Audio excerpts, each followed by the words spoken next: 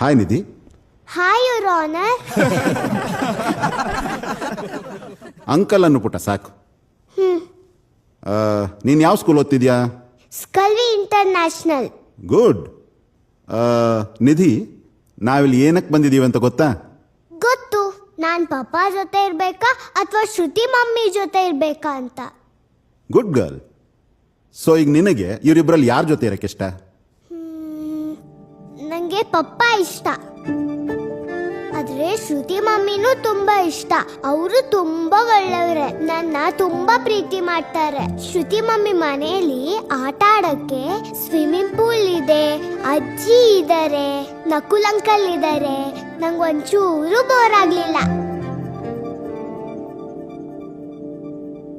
ಹಾ, ಆದ್ರೆ ಅವತ್ತು ಶ್ರುತಿ ಮಮ್ಮಿ ನಕುಲ್ ಅಂಕಲ್ನ ಪಪ್ಪ ಅಂತ ಕರೆಯಕ್ ಹೇಳಿದ್ರು. ನಂಗೊಂಥರ